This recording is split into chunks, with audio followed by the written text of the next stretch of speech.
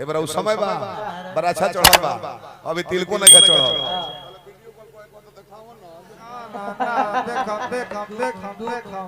न धिया जे तरस लइको मोबाइल हम मुखड़ा दिखाई त लौको देख हम हो बताई समय के दोस्त बनोई दोस्त केहू के नहीं खाई अपन मौकी सजा तारी हम देखले हैं दादी के अपना गांव जो पुरनिया का किलो के चचा रउआ उम्र में बानी रउआ देखले हो कोकिया ब्लाउज पे हसन हेजवा बोटाम भर भर बाहे के हेजा कुर्तीनी और बगली अंग झलके ना लड़की सियान हो सब पहले टोपी साथ एथी ना चले फराक चले त तने सियान हो सब लड़की त हेजा चून लागे शरीर लौके ना हे बरा अपन मौगी के उसाजता हम इनके बियाह हमें घर नहीं हम बराती इनका भौजाई के हम ब्लाउज देखनी परछावन में नु लाजे मुड़ी नीचे कोले वो भी गला के ना पहनले रहली यू गला खाली जाने की गोइठिए तो पाई रहे बकिया ऊपर उछाल मारता है कोई पहलवान है कोई इधर ठीक बा बॉम्बे समुद्र के किनारे चल जाई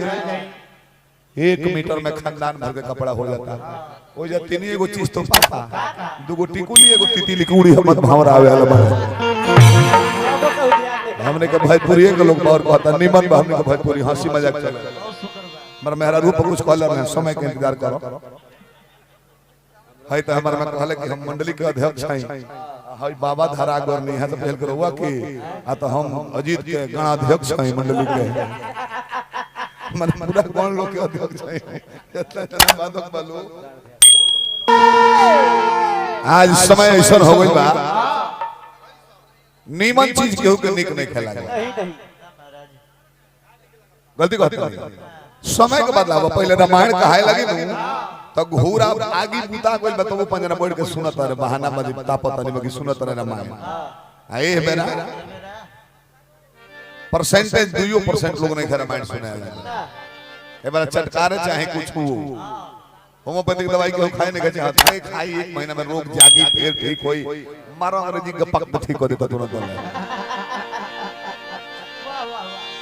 भोजपुरी की अश्लीलता मिटावे का अभियान चलता का मिटावे भोजपुरी में अश्लीलता जे मेट जेते है अभ्यास लोग घर धल ली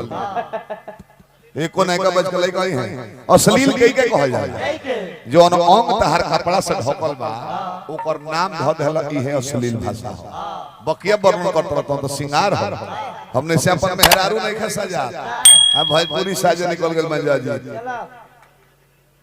बियाह शादी में माइको में लड़कियां मौगी गावेली सो हनुमान चालीसा रामायण तिलकहरू के मौगी रूसे ली अब बान्हा पर जाके सुते ली गांव के धोबी के गदहावेला मोबाइल के रिंगटोन बजा के जगावेला के हो माइक छिने जाला अपना घर के बेटी बहन से काहे फुहर गाव तारू सावन मास से समधि काहे ना आइले पटहर के अधिकारी जी आ कुआरवा थाली में परोस दवा मोड़िया के सुखले दुकाने रेले के कहे लगे ओ बरा के हो माइक छिने ना जाला हमरे के प्रयास लोग होता अश्लील कहां अश्लील बा भरत शर्मा गौले गावना करौले हरि जी तो घरी गावना खात रह तब न गौले बाबूजी शादी तय करस लड़की देखल ना जा पहले बड़ा अच्छा तिलक मटकोर विवाह 5 साल गावना रखाओ आ तब दुल्हन आओ तब दुल्हा के परिचय होके देखस कैसन बाड़ी।